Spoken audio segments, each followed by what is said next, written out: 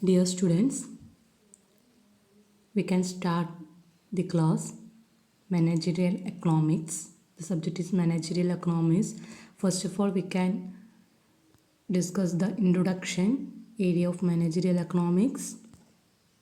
First of all, we can discuss what is the economics. എക്കണോമിക്സിനെ കുറിച്ചിട്ട് കേട്ടിട്ടുണ്ടോ എല്ലാവരും? അല്ലേ? നമുക്കറിയാം എന്താണ് എക്കണോമിക്സ്. നിങ്ങൾ പഠിച്ചു പോയിട്ടുണ്ട്, +1 +2 ഏരിയയിൽ പഠിച്ചു പോയിട്ടുണ്ട് അല്ലേ? സിമ്പിളായിട്ട് നമുക്ക് പറയുകയാണെന്നുണ്ടെങ്കിൽ എന്ത് പറയാം? Economics is the study of nature and uses of the national wealth. Okay, അപ്പോൾ നിങ്ങൾക്കറിയാം ആ ടൈമിൽ തന്നെ പഠിച്ചിട്ടുണ്ട് നമ്മളെ ഫാദർ ഓഫ് എക്കണോമിക്സ് എന്ന് പറഞ്ഞിട്ടുള്ള ആരാണെന്ന്. ആദം സ്മിത്ത് ആണ് നമ്മളെ ഫാദർ ഓഫ് എക്കണോമിക്സ് ആയിട്ട് അറിയപ്പെടുന്നത്. ഓക്കെ, ദെൻ നമുക്ക് ഇൻട്രൊഡക്ഷൻ ഏരിയയോട്ടാണ് പോകാനുള്ളത്. ഇൻട്രൊഡക്ഷനിൽ പറഞ്ഞിട്ടുള്ളത് the term economics has been derived from the ancient Greek word ഓയിക്കണോമിയ which means house hold. Economics is a social science and it is called social because it studies the mankind of the society. അതുകൊണ്ടാണ് എന്ത് പറയുന്നത്? Economics as A social science എന്ന് പറഞ്ഞിട്ടുണ്ടെങ്കിൽ. Okay, and മാൻകൈൻഡിനെ കുറിച്ചിട്ട് പഠിക്കുന്നതായതുകൊണ്ടാണ് എന്ത് പറയുന്നത്? അതിനെ സോഷ്യലാണെന്ന് പറയണത്. അതുപോലെ തന്നെ it deal with the aspect of human behaviour and it is called science since it studies the social problem from the scientific point of view. Economics എന്ത് പഠിക്കുന്ന ഒരു സയൻറ്റിഫിക് പോയിൻ്റ് ഓഫ് വ്യൂവിലാണ് നമ്മൾ പഠിക്കുന്നത്. Okay, then we can discuss the definition of economics. The definition of economics mainly derived from the 4 definition, that is wealth definition, welfare definition and scarcity definition and also growth definition. Okay, then we can discuss each and every one. First of all, we can discuss the wealth definition.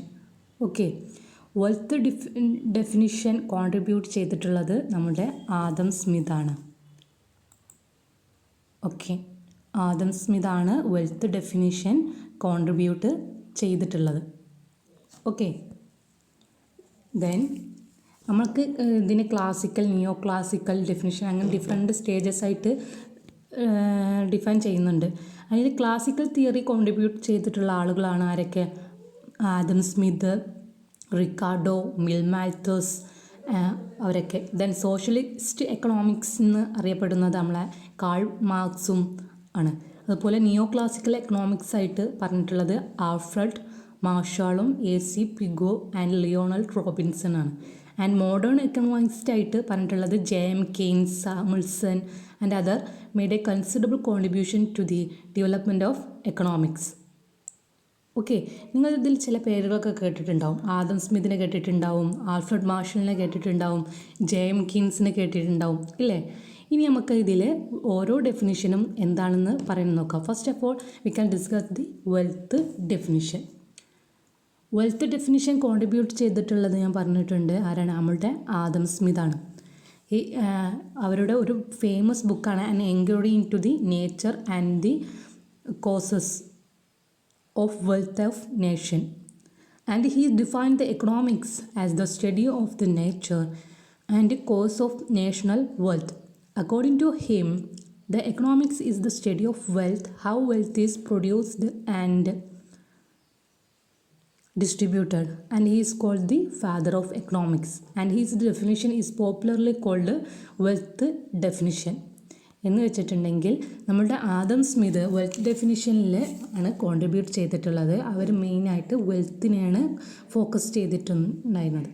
അവരുടെ main disadvantages അല്ലെങ്കിൽ main demerit അല്ലെങ്കിൽ main ക്രിറ്റിസിസമായിട്ട് പറയുന്നത് too much emphasise on the wealth, restricted meaning of wealth, no consideration for human feelings or human emotions, and other one is no mention in the man's welfare, and also last one silence about the economic problem.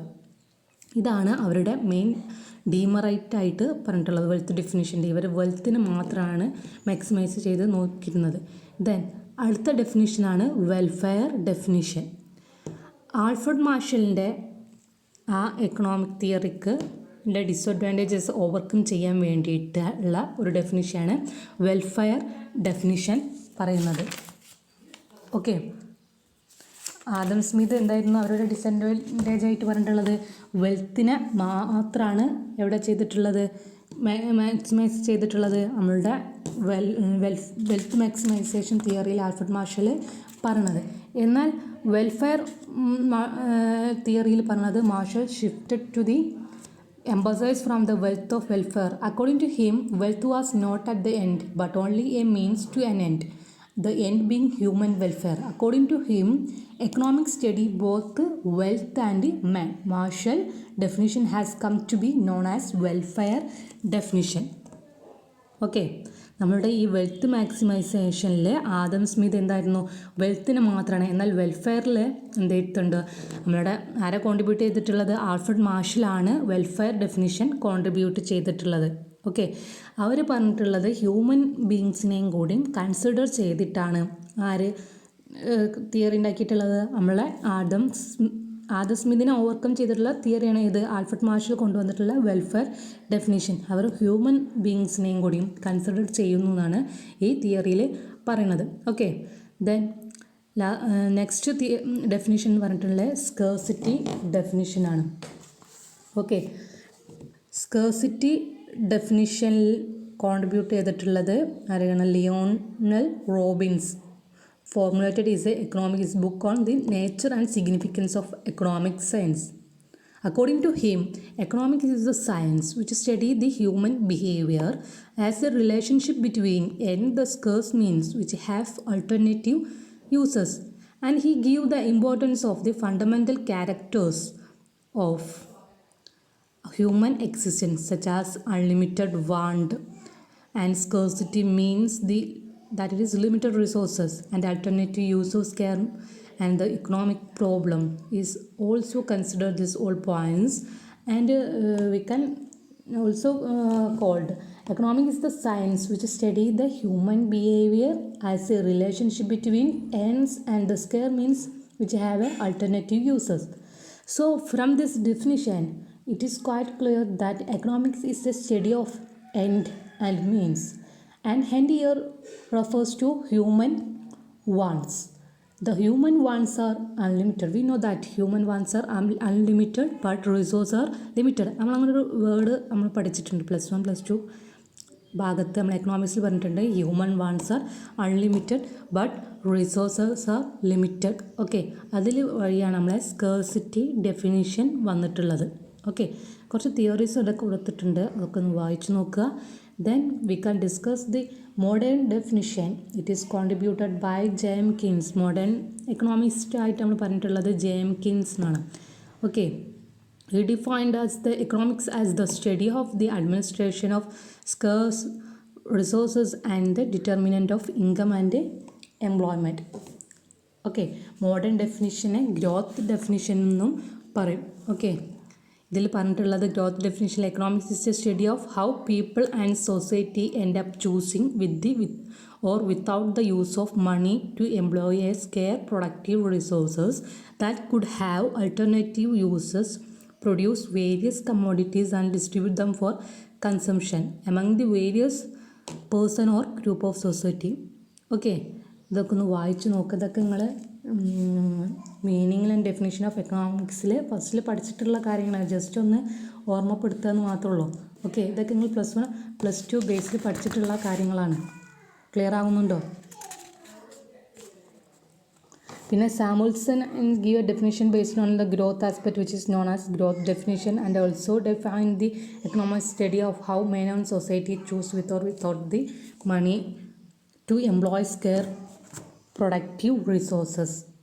Okay, which could be alternative use to produce various commodities over time or distribute them for a consumption now and the future among various people and group of society.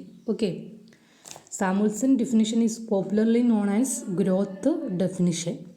Okay, then some definitions of managerial economics is there. നമുക്കതിന്ന് ഓരോന്നും വായിച്ചാൽ മനസ്സിലാവും. Use of economic analysis formulating policies known as managerial economics. അപ്പോൾ ഇവിടെ നിന്ന് പറഞ്ഞ ഇതിന്നൊക്കെ ഏതെങ്കിലും ഒരു ഡെഫിനേഷൻ മസ്റ്റായിട്ട് നിങ്ങൾ പഠിച്ചു വെക്കണം. ഒരു എക്കണോമിക്സിനുള്ള പൊതുവെ വൺ വേർഡിന് ചോദിക്കാറുണ്ട്, ഡിഫൈൻ മാനേജറിയൽ എക്കണോമിക്സ്. ഇതൊക്കെ ക്വസ്റ്റ്യനിൽ യൂണിവേഴ്സിറ്റി എക്സാമിന് ക്വസ്റ്റ്യൻ വരുമ്പോൾ ഉണ്ടാകുന്നുണ്ട്. അപ്പോൾ ഏതെങ്കിലും ഒരു ഇത് പഠിച്ചു വെക്കൽ നിർബന്ധമാണ്. Okay, so managerial economics is the analysis formulating policies known as managerial economics. കുറച്ച് ഡെഫിനിഷൻ ഉണ്ടാക്കുന്നു, വായിച്ച് നോക്കാം. എല്ലേതും ഇപ്പം പറയുന്നില്ല. Then positive and normative economics. Positive economics എന്ന് പറഞ്ഞിട്ടുണ്ടെങ്കിൽ it concerned with what is. അതിലവിടെ എന്ത് ഉണ്ടാവും? പോസിറ്റീവ് എക്കണോമിക്സിൽ റീസൺ എല്ലാ കാര്യങ്ങളും പറഞ്ഞിട്ടുണ്ടാവും. അതിൻ്റെ കോൺസിക്വൻസും റീസണും കാര്യങ്ങളൊക്കെ പറഞ്ഞിട്ടുണ്ടാവും പോസിറ്റീവ് എക്കണോമിക്സ്. എന്നാൽ നോർമേറ്റീവ് എക്കണോമിക്സ് പറഞ്ഞിട്ട് concerned with what ought to be. അതിൻ്റെ കോൺസിക്വൻസസ് എന്താണെന്നാണ് നമ്മുടെ നോർമാറ്റീവ് എക്കണോമിക്സിൽ പറയുന്നത്. Then we can discuss the difference between micro economics and macro economics. ഇത് നിങ്ങൾ പഠിച്ചിട്ടുള്ള ഏരിയയാണ്. മൈക്രോ എക്കണോമിക്സും മാക്രോ എക്കണോമിക്സും പഠിച്ചിട്ടുണ്ട് ഇല്ലേ? +1 +2 ഇതിൽ പഠിച്ചിട്ടുണ്ടാവാം. ഒന്നും കൂടി പറയാം. മൈക്രോ എന്ന വേർഡ് ഡിറൈവ് ചെയ്തിട്ടുള്ളത് ഏത്? ലാറ്റിൻ വേർഡായ മൈക്രോൺസ് എന്നുള്ള വേർഡിൽ നിന്നാണ്. അതുപോലെ മാക്രോസും എന്ന ഒരു വേർഡിൽ നിന്നാണ് മൈക്രോയും മാക്രോയും വന്നിട്ടുള്ളത്.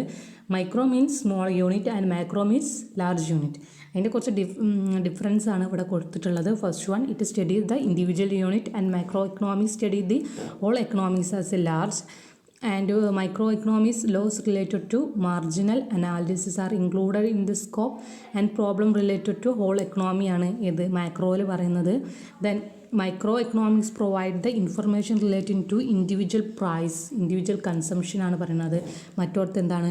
Information related to national income, total ഔട്ട്പുട്ടൊക്കെയാണ് പറയുന്നത്. ഇവിടെ സ്മോൾ യൂണിറ്റ് ആണ്. മാക്രോയിൽ എത്തുമ്പോൾ അതെന്ത് ചെയ്യും? ലാർജ് യൂണിറ്റ് ആയിട്ട് മാറുകയാണ് ചെയ്യുന്നത്. ഓക്കെ, മൈക്രോ എക്കണോമിക്സ് സിമ്പിളാണ്, എന്നാൽ മൈക്രോ എക്കണോമിക്സ് കോംപ്ലക്സ് ആയിട്ടുള്ള പ്രോസസ്സാണ്.